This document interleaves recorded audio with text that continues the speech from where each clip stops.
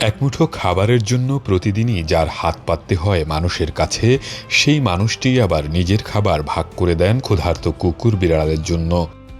নিজের পেটে খাবার থাকুক কিংবা না থাকুক, অবলা প্রাণীগুলোর মুখে খাবার তুলে দিতে ভুল করেন না ষাটোর্ধ্ব রোকেয়া বেগম। স্বামীকে হারিয়েছেন প্রায় 2 যুগ আগে।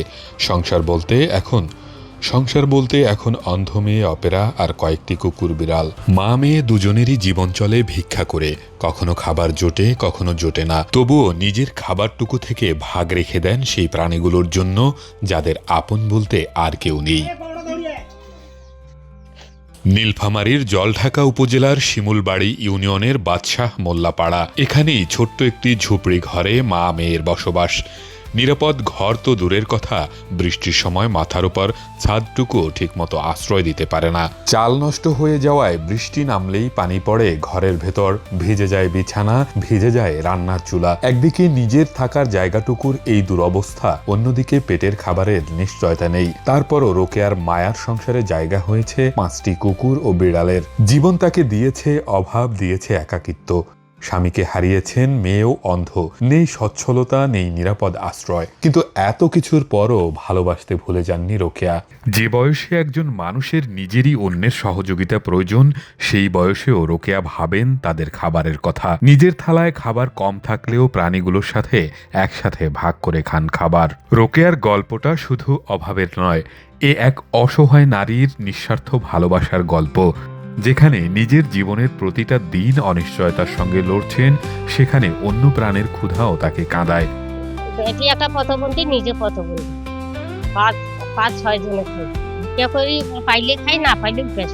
কিন্তু সেদিন হাতির মনে সেদিন যাই, আর সেদিন তো হাতির নামে না টাপাং নাটার পাটার করে জ্বর আইসি, সেদিন নিজালে ছুটি থাকি কোনো লোক। সরকারি সহায়তার পাশাপাশি সমাজের বিত্তবান মানুষগুলো যদি এই মা মেয়ের পাশে দাঁড়ান, তাহলে জীবনের শেষ সময়ে অন্তত একটু স্বস্তি পাবেন রোকেয়া। বাকি জীবনটা একটু নিশ্চিন্তে কাটাতে পারবেন এই বৃদ্ধা। প্রতিবন্ধী একটা বেটি, 5-4টে কুকুর বিড়িয়া ওইলে পোষে, বিক্রি করিয়ে ওইলে ধরি খায়। বিক্রি না পাইলেও হাতে থাকে। প্রতিবন্ধী আর মেয়েও একটা প্রতিবন্ধী, তা মনে করেন খুব কষ্টই আছে। মানুষের বাড়ি যায় হঠাৎ সময়তে আধঘাটা যাওয়া হয়, হাঁড়িঘর পায় না। আবার একদিন কামাই করিয়া মনে করে 200 মন করে চাল পাইলো, আবার পুস্তকগুলোকেও খায়, ওয়ও খায়। হাঁটিঘর পাড়ে অনেকে মানুষের সাহায্য চায়, গ্রামের লোক তো সাহায্য বেশি দিতে পারে না, অল্প করে দেয়। একদিকে অন্ধ মেয়েকে নিয়ে অনিশ্চিত ভবিষ্যৎ, অন্যদিকে ভাঙা ঘর আর না খেয়ে থাকার কষ্ট। তবুও প্রাণীগুলোকে নিয়ে সুখে দুঃখে কেটে যায় রোকেয়ার দিন। মানে জামাইও প্রতিবন্ধী, বেটিও প্রতিবন্ধী।